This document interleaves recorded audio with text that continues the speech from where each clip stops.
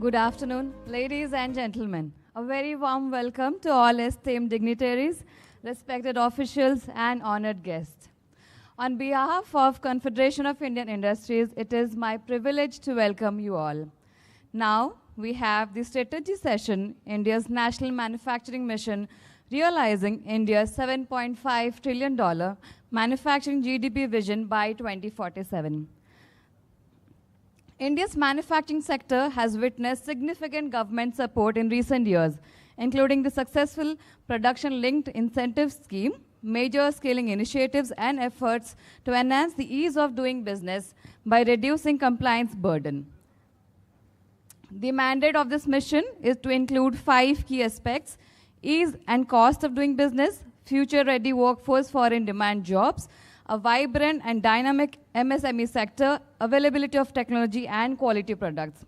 Ladies and gentlemen, with a great round of applause, let's warmly welcome the eminent leader, Shri BVR Subramaniam, Chief Executive Officer, Niti Aayog, and our eminent speakers, Mr. Sanjeev Puri, President, CII, and Mr. Chandrajit Banerjee, Director General, CII. Welcome you all. Out of the 5 key discussion track, I would like to play this theme on competitive. Please play the track.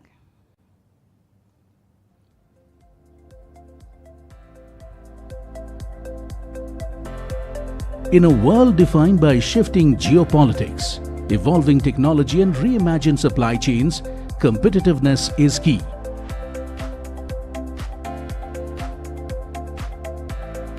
India is rising with smarter factories, integrated logistics corridors, and expanding export flows. At the heart of it lies one goal: building globally competitive businesses.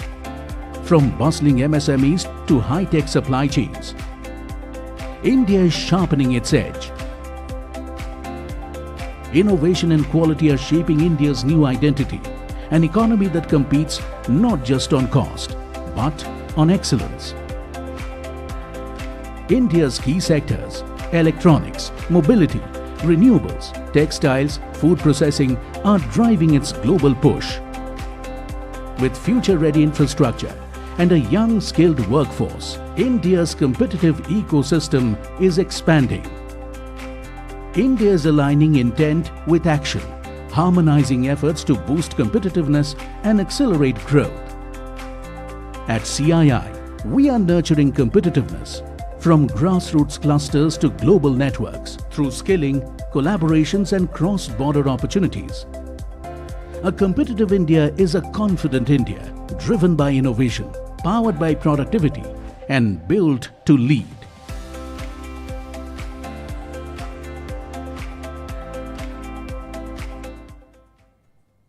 Thank you. May I now request Mr. Chandrajit Banerjee, Director General, CII, to kindly address the gathering. Sir. Thanks. I don't wish to address the gathering, but really very warmly and fondly, with respect, welcome the keynote speaker of this session, our guest of honor, Shri BVR Subramaniam, Chief Executive Officer, Niti Aayog. Mr. Subramaniam, a very, very warm welcome to you to the CII.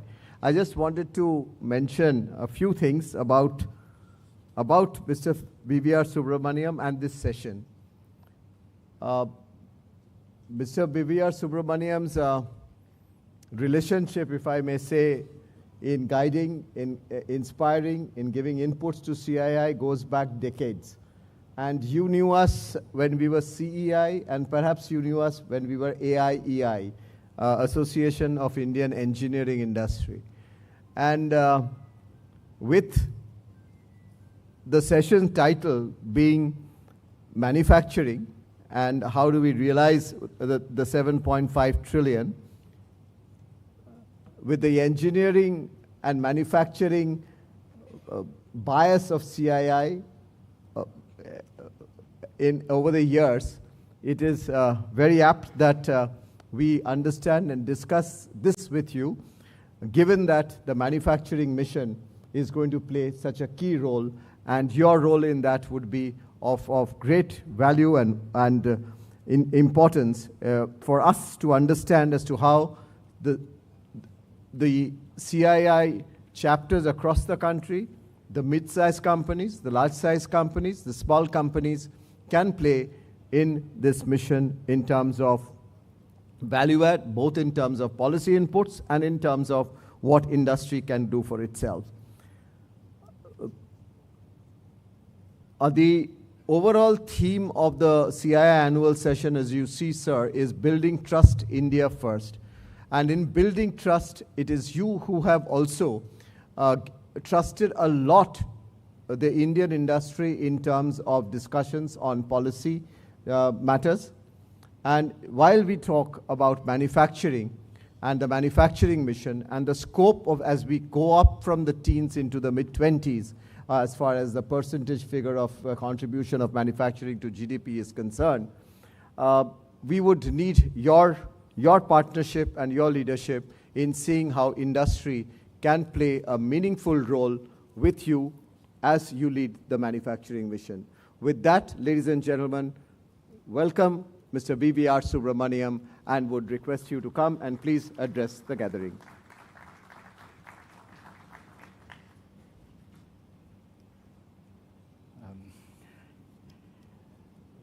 Mr. Puri, Chandrajit, leading captains of industry are in the room. It's extremely delighted to be with all of you here. Any interaction with CII is always a pleasant one, and there's always something. There's give and take, and one goes back learning. So as when I was watching the movie, I think early on there was a tagline somewhere said, India is rising. I think the rise of India is inevitable. I'll begin with that, and I'll end with that. With a caveat, we need to do the right things and do them at the right time. So I think the rise of India should be the theme of this session, and for CII, that should be the mantra for the next couple of years, or at least 1 or 2 decades. First of all, I'm extremely happy to be here. CII is a very valued partner. It's been a stakeholder. It engages a lot with government. It mutated, as Chandrajit said, from previous avatars, from Confederation of Engineering Industry, now Confederation of Indian Industry, but with a very strong manufacturing, membership. And I won't say a bias, because it's there in other areas also. But it's contributed a lot in government, and it's contributed a lot to NITI. It's got a very long history, 130 years or so. And I think it's become a leading industry body as far as government is concerned. And it's playing a very, very useful role, in shaping government policy and carrying the voice of industry to government and vice versa. And I think that's a very, very important, critical role. What about NITI? And why this partnership? NITI, by its own title, is an organization for transforming India. So we look at transformative things. We look at big challenges and we look for big solutions. We are not into small nitty-gritty stuff. There are umpteen people, and there are many, many organizations, and within government, many, many agencies which will handle that. What are the big issues facing the nation, and what are the big challenges which need to be bridged or crossed is what NITI actually associates with. And I think that's where NITI comes in. And I think this partnership between NITI and CII, there's something or the other every month or two where we keep engaging on multiple fora, multiple areas. We engage in manufacturing, we are engaging on frontier technologies, we are engaging on AI, quantum, etc. We are engaging on MSMEs, and on multiple fronts. I think this partnership is a strong one, and may it become stronger in future. I'll try to give a context to what I'm going to speak on, which is this national manufacturing mission and the importance of manufacturing. The country has set a goal for itself. Viksit Bharat at 2047. In very simple terms, India to be a developed nation in 2047. It's an aspirational goal, but it's a goal towards which we are working in a very, very determined way. And I'm very happy that we just had a governing council of NITI Aayog just 7 days ago, last Saturday. And we had almost all the chief ministers in the room and lieutenant governors of a couple of union territories, and half the cabinet was there. There was almost complete unanimity and buy-in into the vision for India. And I think that's very, very heartening. There is no dissonance. The happy thing is, last year the Prime Minister had given a call for states to prepare their own visions, because India is an aggregation of individual visions of small states. You can't have a national vision where states work in different directions. And the good thing is about 17 states are either completed or on the verge of completing their own vision document. As I speak, 3 are out, 5 more are going to be out this month, and umpteen more are going to come. And by end of the year, I think every state and unit territory will have a roadmap for itself. And without a roadmap, you never reach a goal. Goals remain as dreams if you don't have a path to it. And I think that's what visions do. They take you to that path. What does it mean for the country at a national level? If you want to become a developed nation, given the population you'll have at that time, you'll be a $30 trillion economy. A $30 trillion economy, and our hope is manufacturing should be about 25% of that. That means about $7.5 trillion is the goal for manufacturing. The question is, what are the big unlocks? As I said, NITI focuses on the big unlocks, which will actually take India to that level. Reaching that level of $30 trillion need a growth rate of, about 7.5%. Last year was particularly good. We came close to 9%, but we've been averaging about 6.5%. We need to bump it up by another percentage point, which will require some unlocks. And the unlocks are 4, 5. This country needs and will have to have certain transformations. First transformation is rural to urban. If you want to become a developed nation, our level of urbanization is very, very low. Well, about 30%, 1/3 urbanized.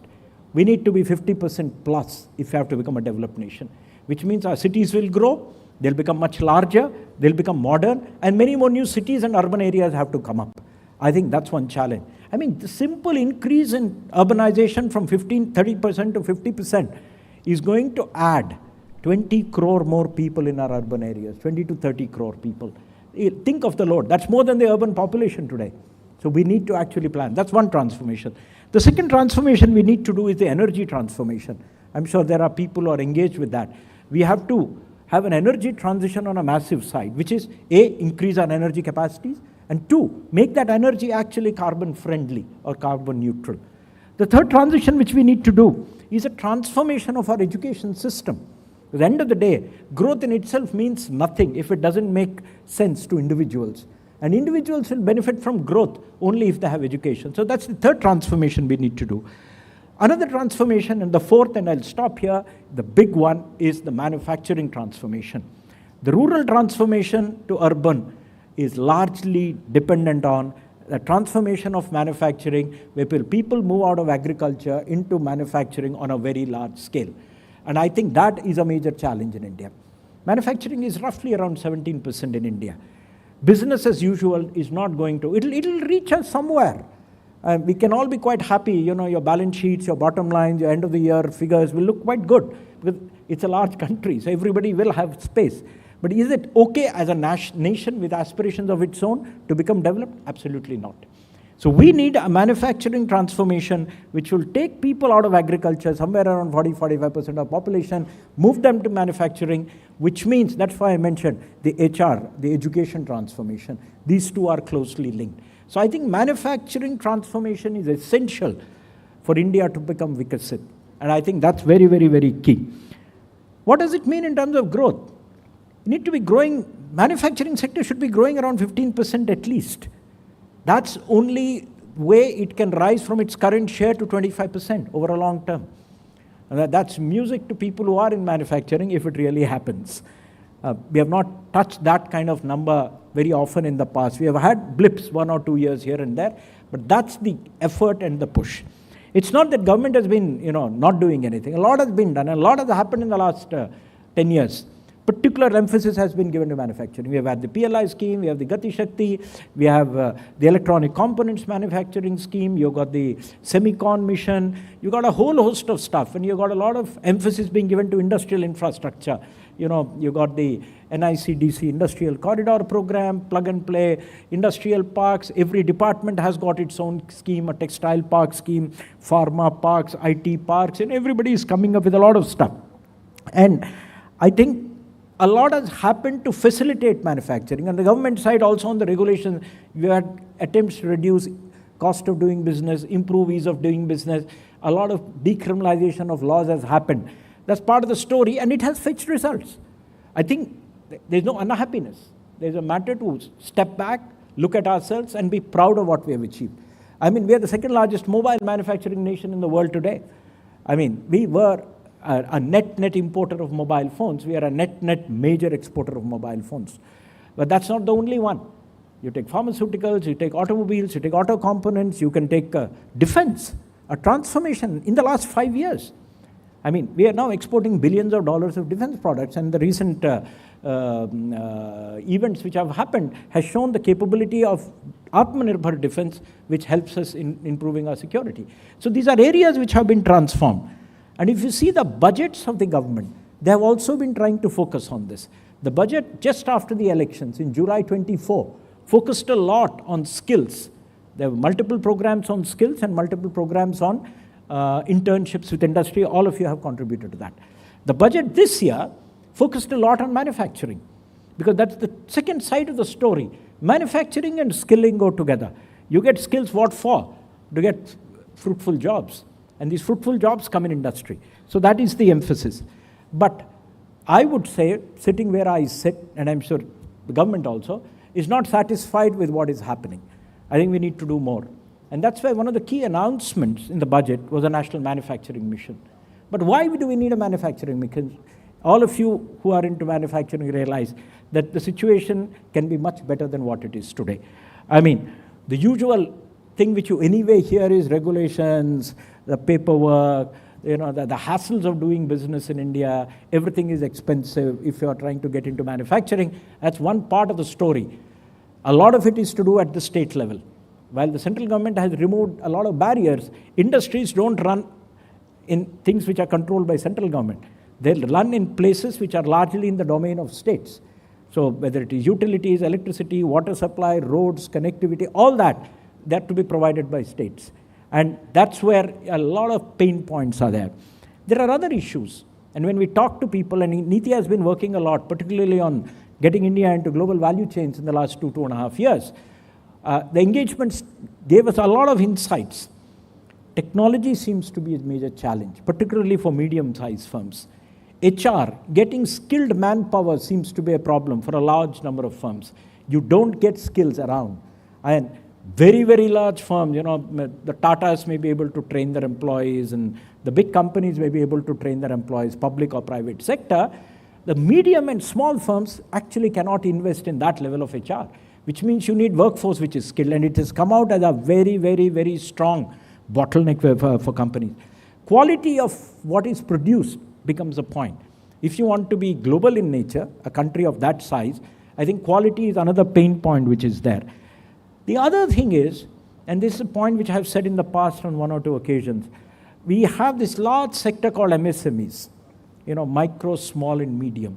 Actually, each has different characteristics, and Niti is actually probing them separately. The needs of a micro enterprise, they're largely mom and pop stores, right? They're people, single person or 2-3 person enterprises.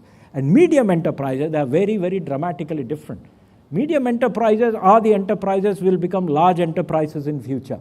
They're the ones who are going to become your NSCs. They're the ones who are going to get into the Sensex one day.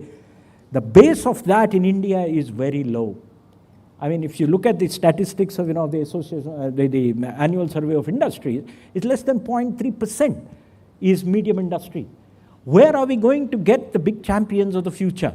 A lot of you who have grown in the last 20 years would realize you were medium 20 years ago. From there, you graduated to becoming large companies and then global players. So I think we need to address how do you transit small industries into medium, and how do you transit medium into large, and there are issues there. There's also this large issue. We are not a major global presence in global value chains. We have not managed to crack it. And that's what, as I said, Niti has been working for 2 years. You look at China, systematically over the last 30 years, it has placed itself at the heart of global value chains. Manufacturing is incidental, but they're at the heart of manufacturing any product in the world. Some element or the other comes from China, and there is critical dependence on China. I mean, shouldn't we be aiming to be something like that? Shouldn't we be at the heart of global value chains, where products come to India, they get modified, go somewhere else, come back? That's what global value chains are, and we have not. And then there are some other issues which bother us when you look at manufacturing. There seem to be regional imbalances. 5 or 6 states in India account for 90% of whatever is happening, be it domestic investment or manufacturing or foreign investment in manufacturing. What about the rest of India? You can't have the country on a 2-speed track. Everybody has to grow. And I think that's very, very essential. And the second is, even where it is growing and doing pretty well, what about the gender balance? How many women are in the workforce? I mean, 40% of India's women who work in factories are in one state. A matter of pride for that state, but it's not a good statistic at a national level. We need to get women more and more into workforces. I mean, when you see those lovely pictures of large factories in Vietnam, Thailand, even China, who's the workforce you see on the shop floor? 80-90% are women. When are we going to get to that? So I think these are the challenges. But when we have these challenges, the opportunity is undeniable. There's a huge opportunity staring at us. We know that there are a lot of global mega trends which are very, very unsettling. But unsettled circumstances are not good for incumbents. But for people who want to break through, uncertainty is a good thing, because you have nothing to lose in that situation. And uncertainty in the world today throws up huge opportunities for India. We have demography on our side. We have a population which is young. We have a median age of 29. Even 30 years later, our median age is going to be just about 38. It's a huge opportunity for us. How do we leverage this? The second, of course, is the dynamism of our business community. I mean, we saw the outward FDI figures, and they're pretty good. They say about $30 billion has gone out of as FDI out of India. I mean, Indian companies are ambitious. For me, it's a vote of faith in Indian enterprise. India entrepreneurs, I mean, you go to the Middle East, you go to many parts of the world. I'm not talking of Indian employees rising to the top of other firms. It's Indian entrepreneurs actually making a name for themselves globally. Now, that is something we should leverage upon. And then there are a lot of technological changes happening globally, be it climate change, be it EVs. You look at AI, each of them is disruptive. When it is a disruption that is happening, it's a time for a new entrant to get into the market. Because when there is disruption, everybody is on the same footing. And when everybody is on the same footing, no incumbent has an advantage. So as a late entrant to the game, we can get into manufacturing big time. So it is in this context that the National Manufacturing Mission has been announced. There's a huge opportunity. There is a lot of issues, which need to be addressed. So we need a mission approach to break the gridlock and kick Indian manufacturing to a higher level. So what is this National Manufacturing Mission going to do? And I think that's a question which is not fully answered, but we're in the final stages of that. Probably in a month's time, it will probably get announced. It will not disturb what existing departments are doing. Everybody can keep doing their, song and dance. There'll be music. But I think it should be an overarching body. An overarching body which has the power to give directions, control, ensure things are done. I must tell you the story of China. Just all of you have mobile phones. On your way back, just Google China automobile exports and just ask for the graph. Go to Google Images and press. And you'll see a graph. You'll have Germany like that, Japan like that, US like that, Korea like that. China, as late as 2020, exported less than 100,000 vehicles. And if you see the 5-year graph, it's vertical. It's at almost 70 degrees. In 5 years, from a non-entity in automobile exports, it's become the #1 exporter in the world. And that's the China story. Forget everything else. How did it happen? China had a Make in China 25 roadmap. They had a plan. And they prepared that 15 years ago. And they have been systematically implementing it. We have actually probed that in great detail. It's amazing the amount of depth and detail. They picked up winning sectors, supported them massively. It's not money alone. Money is not the answer. I can throw money at multiple industries. You may still get nothing out of it. All of you run companies. Just money is not the answer. It's money, but supported by regulations, standards, quality, benchmarking, all kinds of facilities, infrastructure, industrial infrastructure, workforce retooling. Everything was done to ensure they became dominant. And there are more than 500 KPIs they actually monitored. And this was done at the highest level in government. I think we need something like that, where in manufacturing, we have clear goals, clear targets.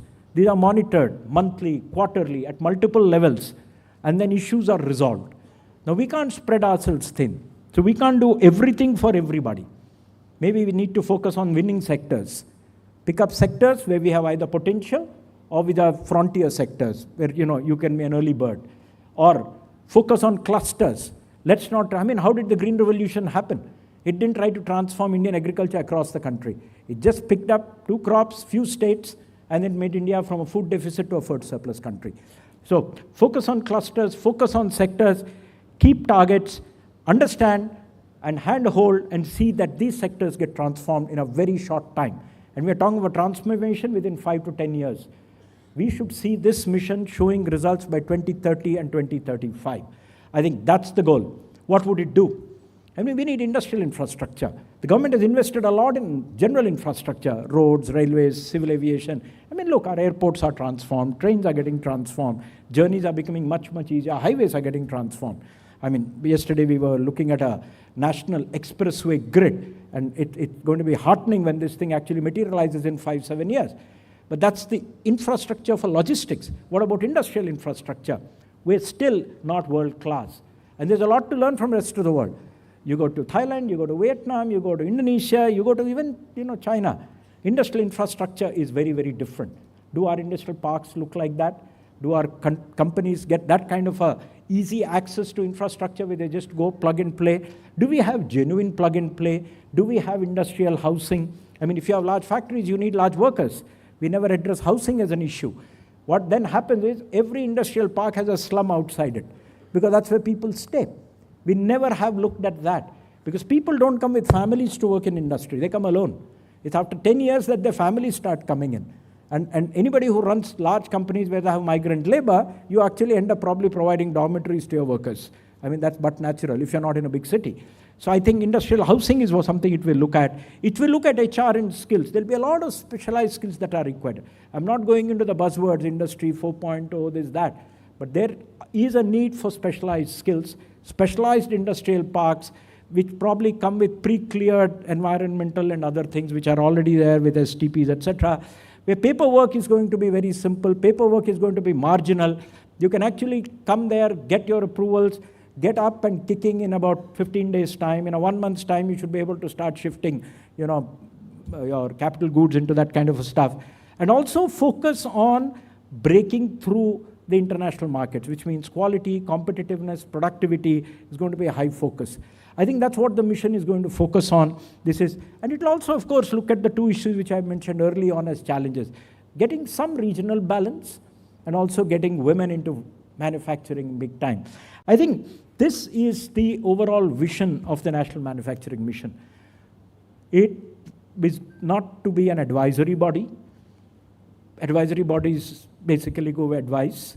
I'll tell you a joke. Maybe some of you have heard that. There was this mouse which was being bothered by a cat every day. It was, when it would come out of its hole, the cat would pounce on it. So the mouse asked for an owl on the tree, give me advice. How do I get out of it? The owl said, next time the cat comes to you, you bark at it thinking you're a dog. It'll run away. So when the cat came again next day, it tried to growl like a dog. It couldn't. It just squealed, almost died. So at night it told the owl, you told me it didn't work. And the owl said, look, my job is to give you advice.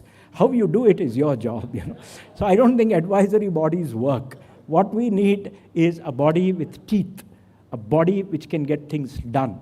So we are looking at how it is to be structured, how it gets that kind of a muscle that it actually, because the thing with industry in India is it is spread over multiple departments.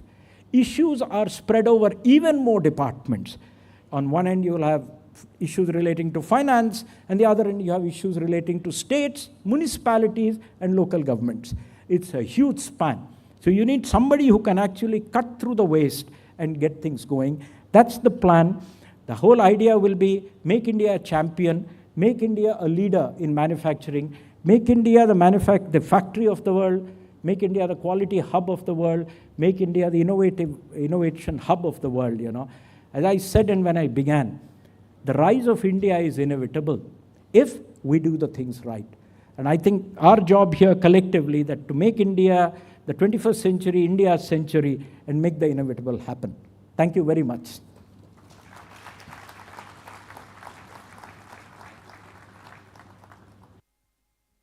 Thank you. Thank you very much, Mr. Subramaniam. Thank you for that excellent presentation and really opening it up for many, many more ideas and thoughts from the people present here. Just to give you a snapshot, we have the large companies, some of them you mentioned, the small, and you know, you talked about types of small, and we put it under all one bracket, MSMEs, which you contest always.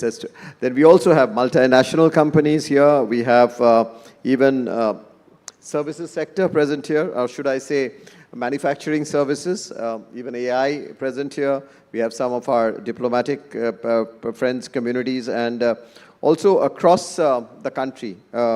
And some even from the R&D. You mentioned ladies and women in manufacturing, so I was looking closely across the hall and I saw the most important vaccine manufacturer, who's a lady who's also sitting in this audience. So that's a rough composition of this very strong audience that we have. So I'll reserve questions from myself at all at this point in time and would turn to the CII President first in case he has some comments or questions to offer, please. Firstly, I want to also congratulate you for this very articulate address. I think you very clearly laid down the need and very clearly articulated that the opportunity is undeniable.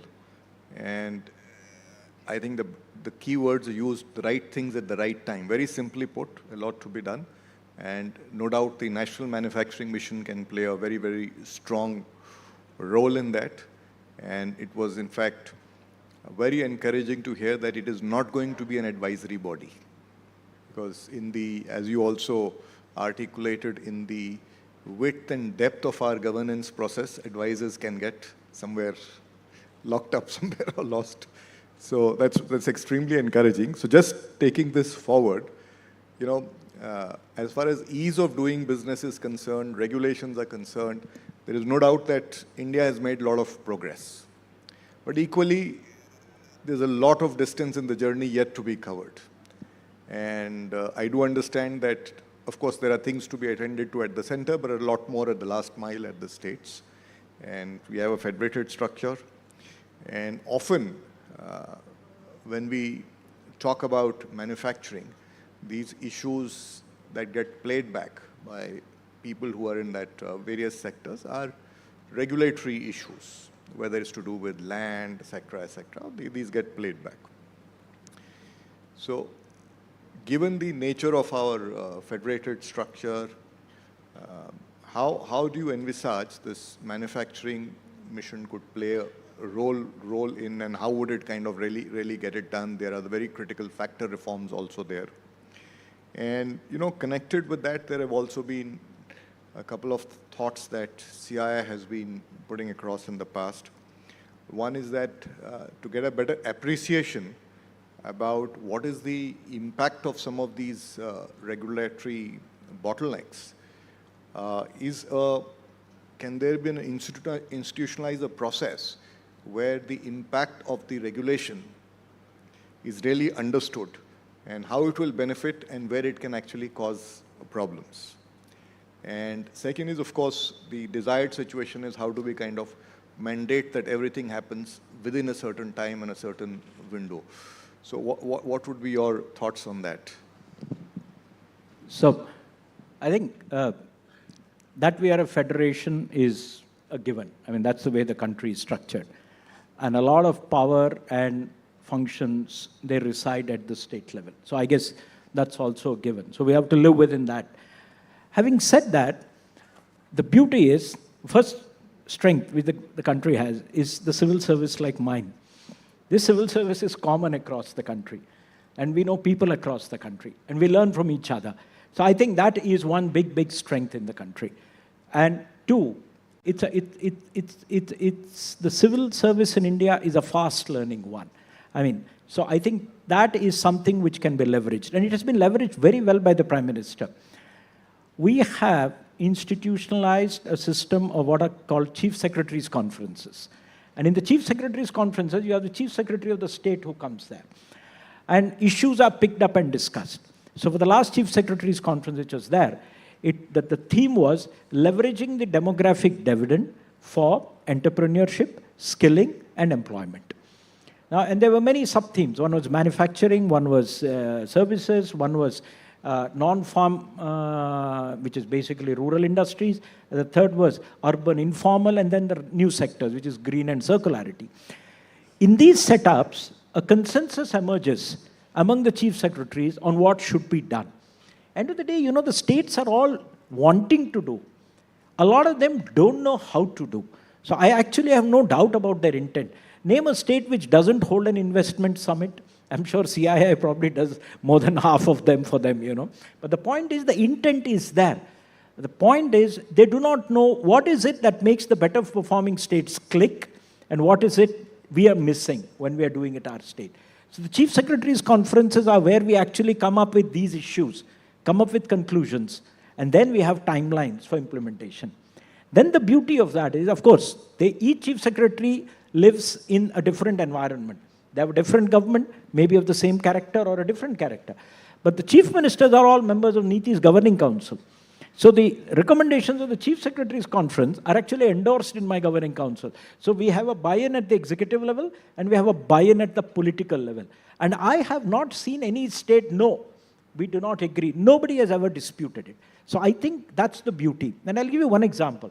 And it's being led by the Cabinet Secretary.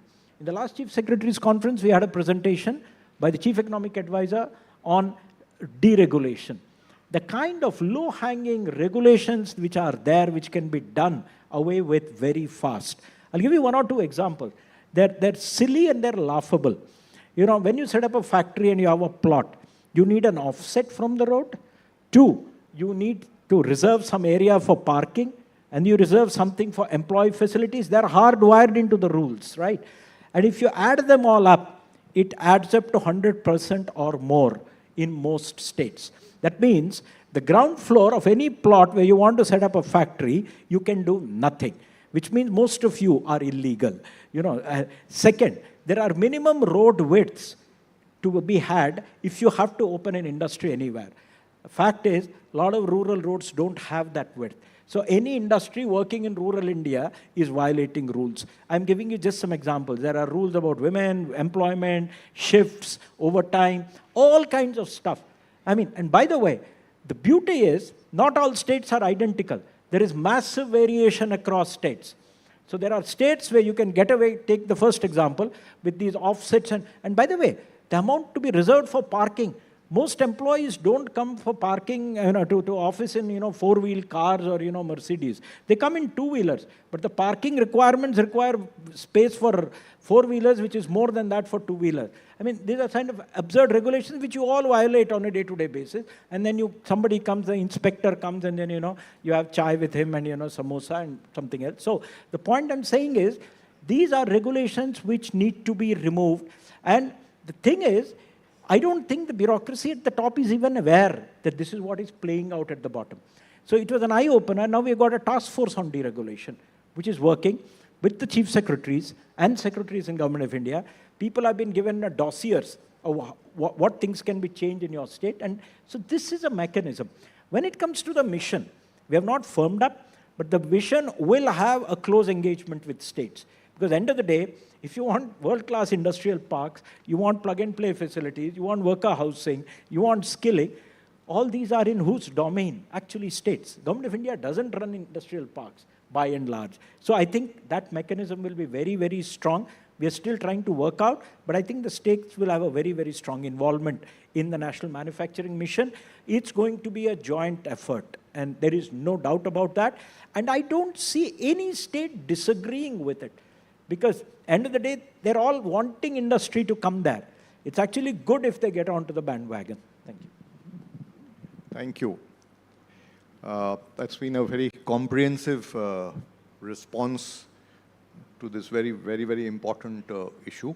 And in CII, of course, we'll be happy to engage and offer constructive suggestions on this. There's another very important subject which you touched upon when you spoke about transformation in education, and also the issue of skilling. Now, while this has been recognized as a very important subject, But the reality today is that we do have challenges in this. To the extent that companies talk about open positions and not being able to fill it, and yet we have a large number of people looking for jobs. So what do you think needs to be done to transform this sector? What role can, industry play? What kind of policy enablement is required? I'd like to throw some perspectives on that. Thank you. This is the strangest paradox. When you see a headline in the news, and I think I saw somebody from L&T in the room, and I think the CEO the CMD made a statement, I'm looking for 60,000 employees. I'm short of 60,000 or some such number employees. So in a country where you have so many youth and so many youth looking for jobs, and then you have a major industry which is saying, I don't get enough workers, that's a paradox. And that's a paradox which actually only government can resolve. Because what are we talking of? We are actually talking of a skill employment gap. People may have skills, may not be appropriate. I'm trained to be a carpenter, where you want to be, the industry needs a lathe operator, You're trained to be a mason, but you need somebody who can work on, CAD CAM. So I guess this is the big gap which needs to be done. A lot of companies have found their own solutions. As I said, the large ones train their own employees. I'm sure a lot of your effort in HR actually goes into skilling the employee after recruitment. You basically tell them, ignore what you learned before, I'll teach you all over again. It's not as bad as that, but 80% is learnt on the job. It will be there. There will be peculiarities of industry which needs to be there. But I think we need to push out more youth into the job market with basic, functional skills, which is nothing but language, mathematics, and an ability to communicate and understand. I think that's first. Second, if it is manufacturing, some level of expertise and knowledge about modern manufacturing techniques, etc., processes. I think that's the second. I think it's not that the government is not aware. We have just, the government has approved Skill India 2.0, the new version of that, just a couple of months ago, 2 months ago. Massive amounts of money is being pushed in. NITI itself is looking at restructuring the entire skilling framework in India. Because again, while the government of India can throw money, it can give ideas, it can give the lead, skilling actually is run by state governments. And so I think that is there. Coming to industry, I think I have seen some fantastic models. And some of these models I've seen in Southeast Asia. Where the industry actually literally runs the polytechnics or the ITIs or whatever the skilling centers are. When I say run, it's not that they fund it. Let the funds come from a third party, be the government. But industry decides the curriculum, industry decides what skills they're wanting, and then they take over whoever comes out, if they are competent or qualified enough. I think that's the model that will be workable in India, and that's what we need to do. Which means that government needs to fund it, because I think skilling is a public good. Because once that person is skilled, that person is useful across the board. But to make that person employable, I think the management of these institutes should be handed over to whatever local industry association. You go to Italy, you go to their ceramic tile area, the industrial institutes there are run by the Ceramic Tile Association. We need to hand over these units to industry. I won't say CII, but actually your local units, your local legs here and there, they should be taking over. Individual factories should be handed over. Government shouldn't bother too much about ownership and control and curriculum. End of the day, the curriculum is a job. A lot of innovation is happening. There is a discussion going on about a skill passport. After all, the skills you learn on day one, before you join the workforce, are not going to be useful for 30 years. You need to keep reskilling and upskilling yourself. Maybe you need a passport where all your new skills you add are also entered onto it, so that you can actually use that when you want to seek re-employment or whatever. That is one. So a lot of new ideas are there. I think there's a particular state which is doing a skill census. I think a skill census is a very useful, so that industry actually, by the way, when an industry, and where NITI is also doing something interesting. Let me put that in the public eye. And this again, the Prime Minister directed us in the last Governing Council meeting last June. It's been announced in the budget, will come out in August. It's about ranking states on an investment friendliness index. How friendly are they to investment? And this is not a blind exercise. It is taking time, because we've actually gone to industry and actually tried to find out what are the factors which make industry take a decision in locating a unit. And one of the things that come is actually availability of manpower. It's a very, very crucial factor in actually a siting decision. Do I get people, it's great to be, on top of a hill in the Himalayas, right? Upper Himalayas, nice school, etc. But you don't get HR there, people. So you actually go to a place where people are. That's why you have clustering. Because in a cluster, you get manpower also. So this index is going to be very useful because companies can use that to see where they can locate themselves depending on the sector. And B, it will be sectoral. And B, states have an incentive to improve themselves. They know what they need to do to rise up in the total overall index. So coming back, skilling is essential, and it's best done if the curriculum is set totally by local industry. Also, if you actually move on people. We've launched with CII a program called CDEX, where we are actually trying to bring in modern technologies into MSMEs, where we are taking college students and using them to mentor local small enterprises to bring in new technologies, etc., into manufacturing. So I think they have got about 500 locations where colleges and universities have been identified. That's one baby step. But the big step is government should actually take all its ITIs, all its polytechnics, all skill centers and say, which is the local industry associate? I think that there should be a policy which says we won't open one and there is an industry which is willing to take it over and mentor it. Government foots the bill, but it's run by the local industry. Thank you. Some very interesting ideas there, skill passport. And I think this example you quoted of taking a skill inventory in one state, I think that's excellent. And I think both of these combined together, and India has, the world's best, finest digital public infrastructure. If this entire thing is digitized and you have kind of a skill inventory, the passport there, and some way of also forecasting, it just made me think as you were speaking, so that there is an appreciation of where the gaps are and therefore aligning the focus in various institutes. Some great ideas. So thank you very much again for this comprehensive answers. Now let me pass it back to CB for... Thanks, Sanjeev. Thanks. This has been a very, very interesting discussion so far, and we'll try and steal a few more minutes from you, Mr. Subramaniam. We would, what the clues that we got from you, we are going to open a large number of multi-skilling centers across the country from CII, partnering with local associations, as you said. And second, of course, we are also going to work on creating private employment exchanges, so to say, that we can do a finishing stuff for a couple of weeks and then see to it that they can get placed into manufacturing companies, and there too the local partners would be helpful. But a very interesting point about the innovation, the investment index or the investment ranking. There is also great scope for us then to work with the other states to see how they can climb those that ranking and create that competition. And I think with using our membership in each of these states and the type of suggestions that they will give, we will work on those areas too, from what you said. Many takeaways. But what I'll do, with your permission, is to pick up a couple of our members from the floor, and I'll try to bring in some of the sectors and diversity in terms of also their locations. So if I may ask one from the AI sector into tech, and you spoke about it, and he's also fits into the bill of a multinational company working and seeing opportunities here. I'll request Dilip from Rockwell, and I'll just to keep the line ready. If I may also turn to somebody who's coming from a city like Aurangabad and manufacturing there and actually doing extremely well in terms of manufacturing and growing faster than he thought that he can grow in terms of manufacturing. And third, if I may actually bring in another hardcore manufacturing company based out of the north part of the country, Nikhil.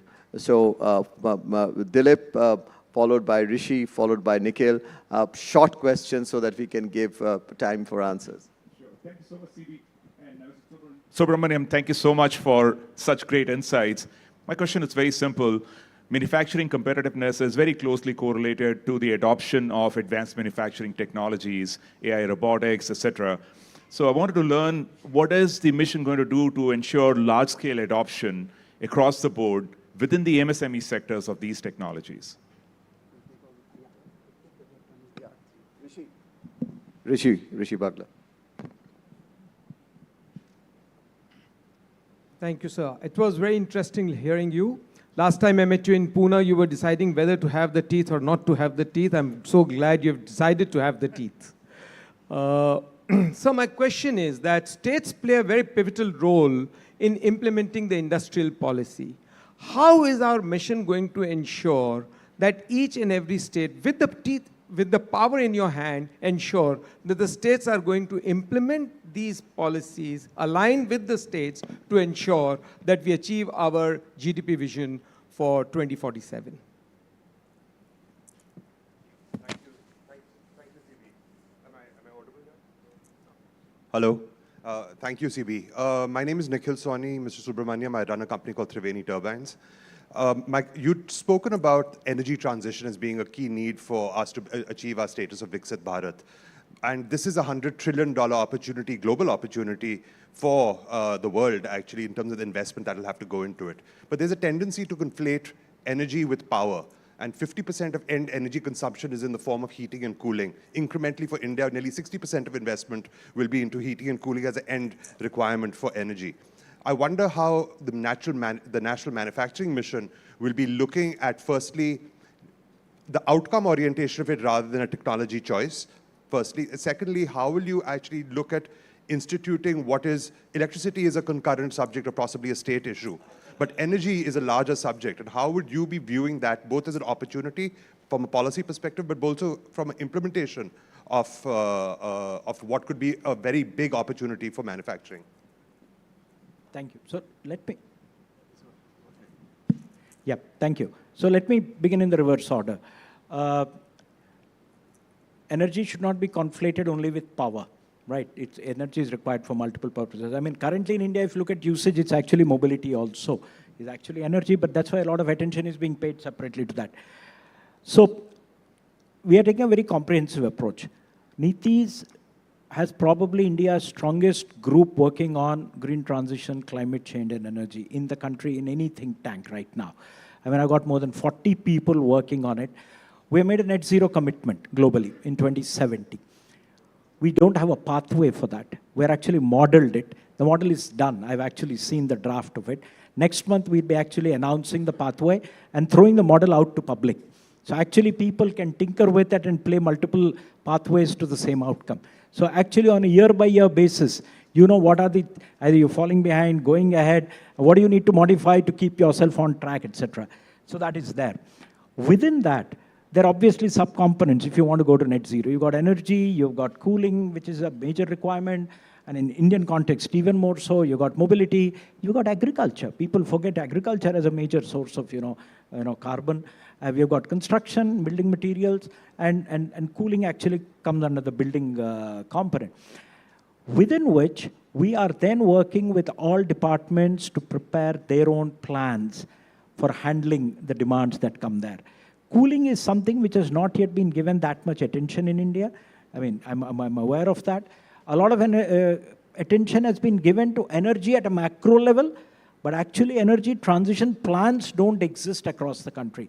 To the best of my knowledge, only Maharashtra has an energy transition plan.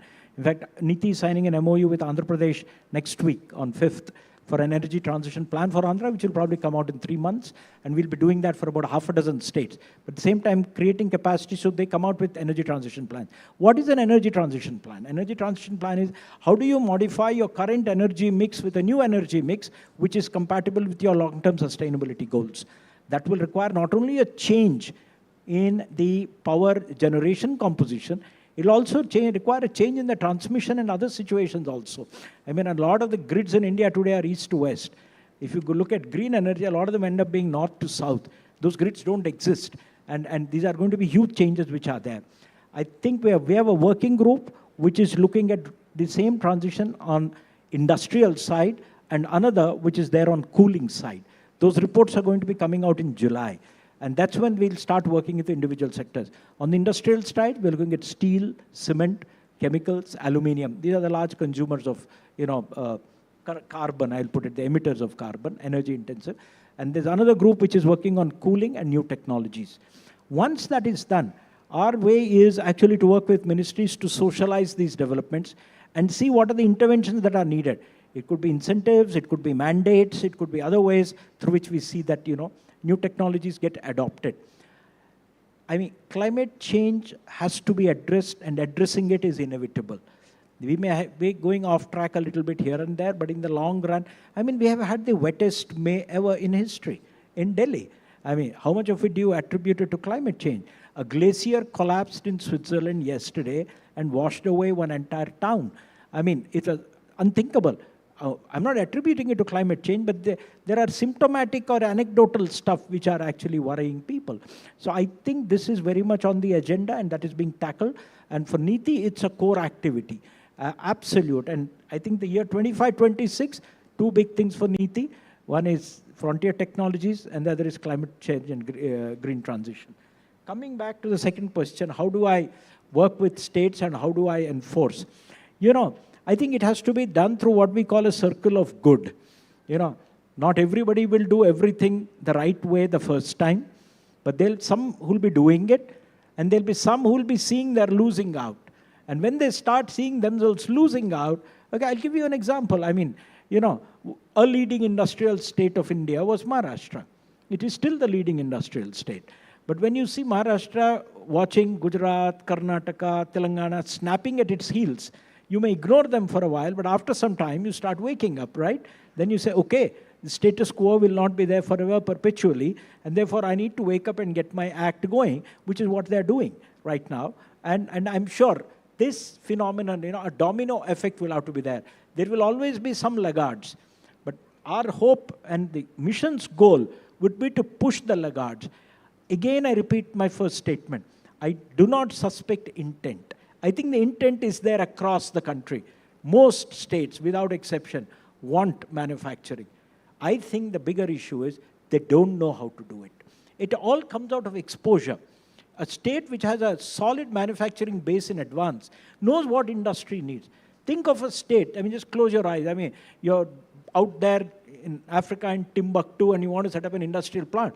The local bureaucracy wouldn't know what to do. I'm telling you, this is the reality. States actually, I worked in backward states. I worked in Chhattisgarh. Chhattisgarh is a strong mineral state. It is not a great manufacturing state. So there has to be an educating process there.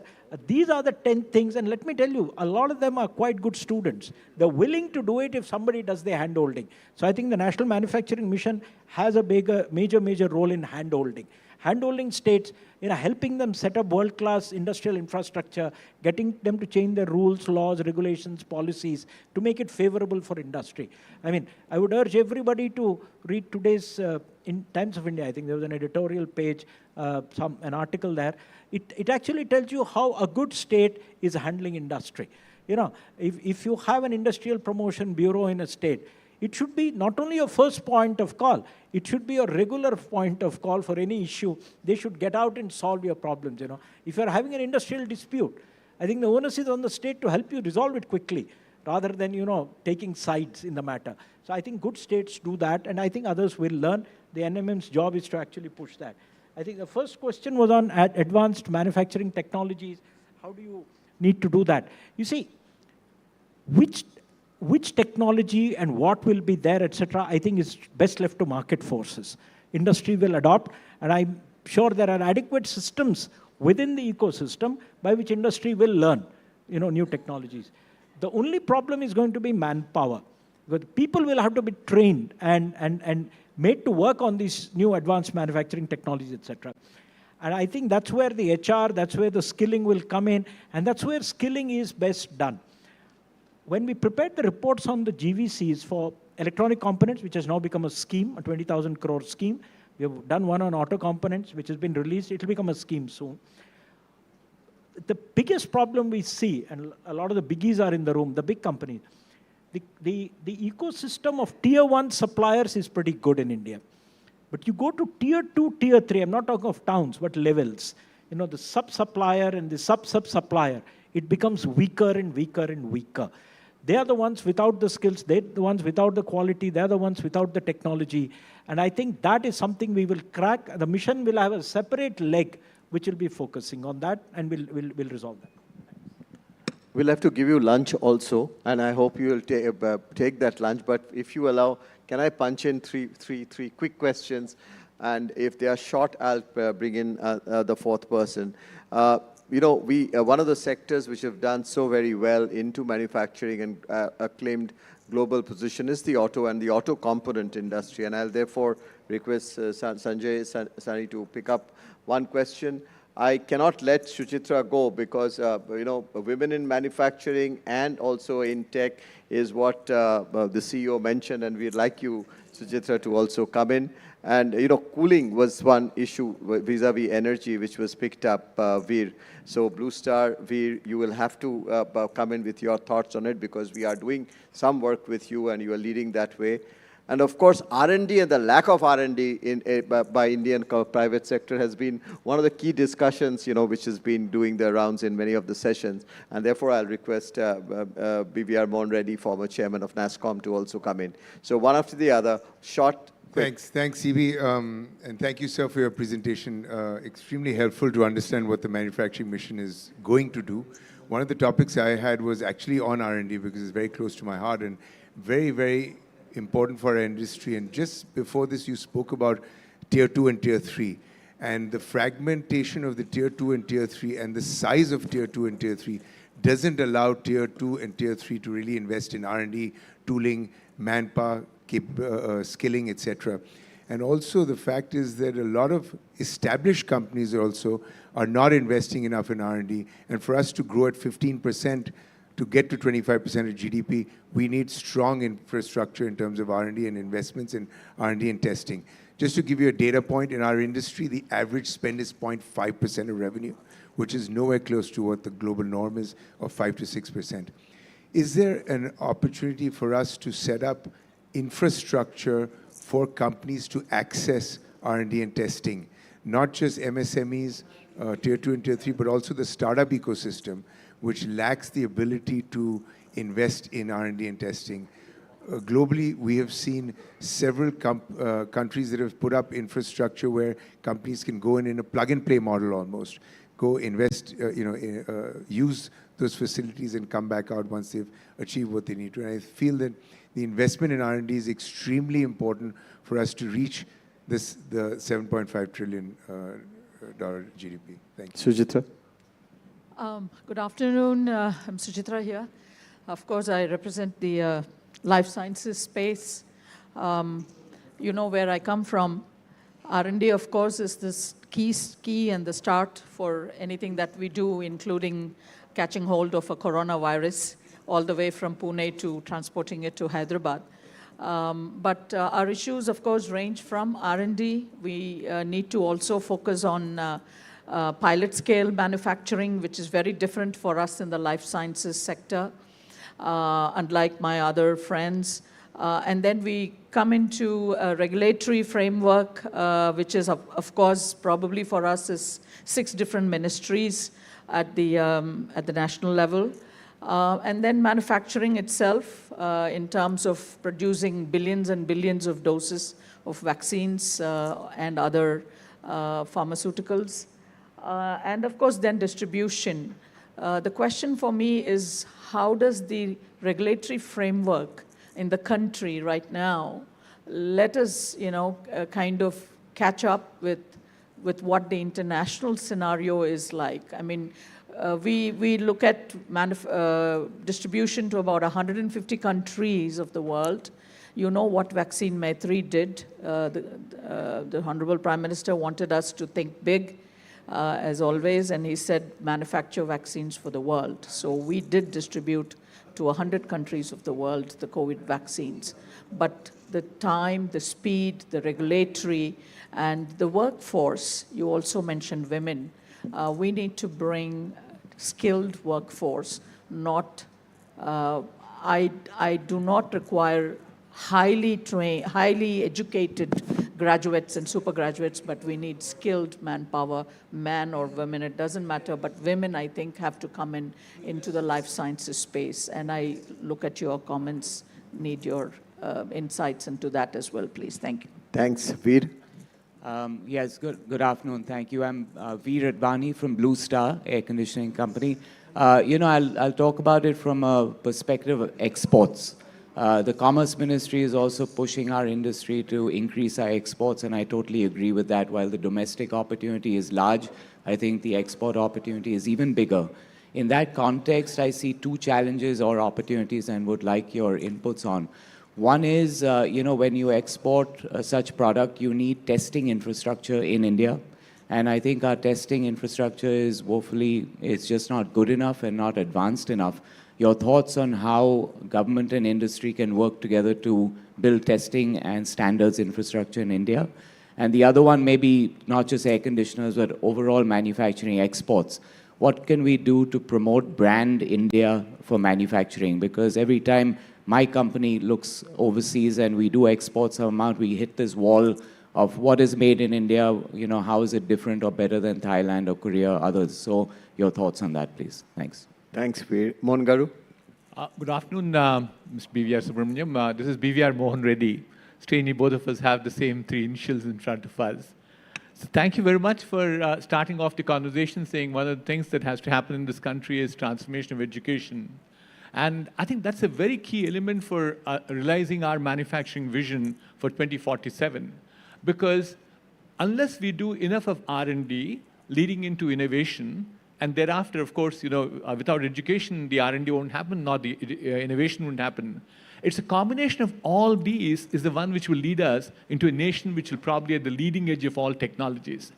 But the challenge that we have at this point of time, with 6% of our GDP being spent on education, 0.7% of GDP being spent on R&D, we don't seem to be making much headway. We might have a fairly large number of education institutions, quantity being produced, but the quality is challenging. And everybody seems to feel in this country that, one cure for all ailments is all about NEP 2020. It took care of everything. To me, honestly, it's an amazing policy document that was created, what requires to be done, but has not addressed how it's to be done, the systematic issues. There's no denying it's an extremely complex issue. There's so many stakeholders, central government, state government, public, private, so many of them. But I think we need to get to a handle on it to make sure we truly believe in terms of making sure the knowledge economy progresses. Your thoughts on that, sir? So I lump the R&D questions all together. You asked R&D, Dr. Reddy has also asked about R&D. So I think the government is acutely aware. Last year, an Anusandhan National Research Fund, an ANRF, was set up. That's basically to take products from, say, a TRL level of about 2 or 3 to take it to about 5 or 6. Basically take blue sky research and bring it to a prototype level and leave it at that. This year, the budget had announced a private sector R&D fund of 100,000 crores. And it's to go only to private sector. And it's basically to take products at a TRL 6-7 level to 8-9, which basically from the prototype level to the product level. This is targeted at the private sector. I think the ambition is not to expect private sector to do blue sky research where we don't know whether we actually get any commercial outcomes. But when you have identified that there are commercial possibilities, convert it into a product. I think that's the kind of R&D. So I think there's a clear distinction what can be done in laboratories in the government and what can be done in laboratories in the private sector. And I think this fund is going to be going to the cabinet very soon, once it's announced. I mean, that's a bigger, it's actually twice the size of the government fund. So it's something which industry should be tapping into. The whole idea is, and it's going to come in the form of grants, 0 interest, 50-year loans, those kind of stuff, which is pretty much, deeply discounted in a way. And so negative NPVs. So I think that's something industry should tap into. Having said that, I'll put 1 or 2 caveats. This kind of R&D can only be done by large firms or maybe very large medium firms. Most others will not be able to do R&D.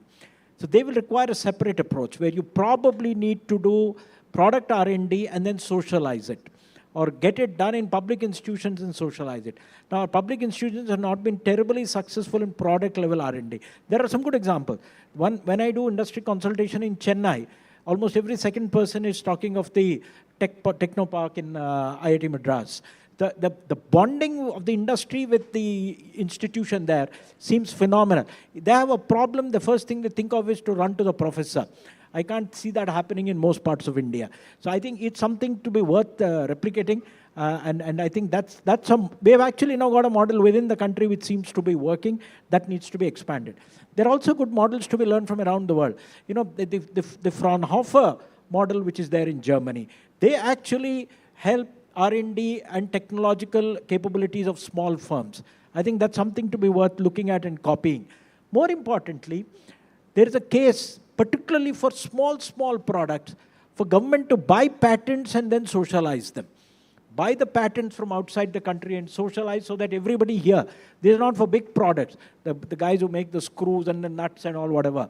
I'm talking of things at that level where you socialize patents so that there is no cost to them. By the way, that's a viable route which many people have taken. The other is large companies in many countries, particularly Japan, for example, have what are called vendor development programs. And they go very deep. I know a company here which is actually a foreign MNC working in India. They've succeeded here because they've developed deep roots and developed vendors over decades within the country. That is what gives you competitiveness and cost competitiveness. Maybe government should help companies do vendor development programs. So there are thoughts which are there. They're all part which we are thinking at. A separate issue which came up is about testing facilities. This is two things which have come up as big gaps in our industrial infrastructure. Common testing facilities are a big thing, and these are very big for the small and medium enterprises. And the second is we are not good in tool and die making. I mean, that's the other big problem. You want a tool or a die, you get it from China, you get it in 7 days, you take it 2 months in India, you lose the order. So I think we need to build capabilities there. I think that is there. Madam, the issue about regulatory framework, this is going to be one major chunk of work. Your sector, because it affects human beings, human lives, ends up getting over-regulated. But when we negotiated the FTA when I was a Commerce Secretary, I'm slightly familiar with some of these issues. The FTA with Australia and all, you know, there is an international convention. If you sign up to it, what happens is if you're recognized in one country for a medicine, you get automatic recognition in all other countries. Canada is a member, US, UK, Europe, Australia, etc. India is not a signatory to that. So what happens is a drug which is permitted in India automatically doesn't get socialized, which also reflects on our standards. So I think this is an issue we'll be addressing. There's two issues about exports. I think it's not just your product. All products should be exported. And I think Indian industry should not be satisfied with the domestic market. We are big and we are growing fast, so I keep saying, don't get intoxicated with our local market. Get intoxicated with external markets, you know. So that's very important. And I think government has to give some kind of a support. I think more than monetary support, it's the brand issue. There is going to be a branding vertical in the manufacturing mission so that branding is generic. Branding is not to a product. It is actually about changing a perception. You know, made in Japan before Second World War meant cheap, low-quality stuff. Made in Japan in 70s, 80s meant high-quality stuff. It's nothing but a perceptional change. But the perception change takes time. It requires sustained campaign in changing perception. So that is going to be addressed. We actually have a concept paper on, you know, having a campaign for Brand India, even maybe a logo for that so that, you know, it changes people's perceptions. Thank you. Request Sanjeev to give your concluding remarks, please. I think I would like to really say that it's been a terrific session, very insightful, and you have laid down the architecture of the national manufacturing mission so very well, and you have, I think, energized all of us because you've spoken about it being a mission with teeth. You've spoken about all the key elements about integrating into global value chain, the infrastructure fees, plug and play. You've spoken about also the social infrastructure, which is so very much required for human capital development and, for industries to thrive.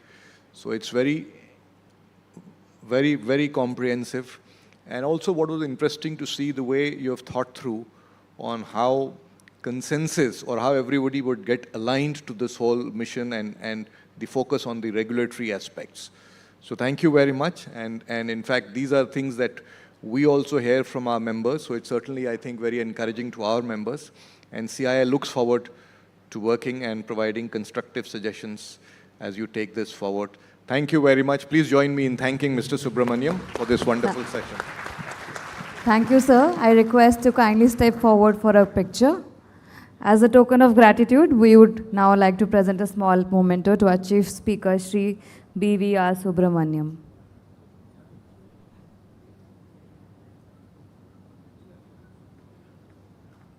Thank you.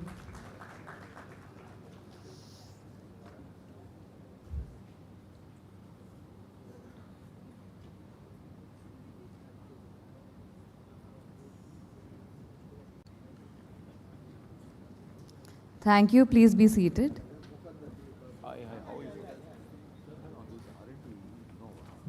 Thank you. Please be seated as they leave. I request everyone kindly be seated.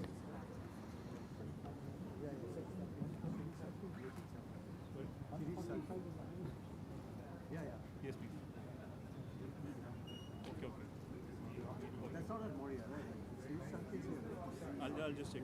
I'll just check. Yeah, you see. Thank you.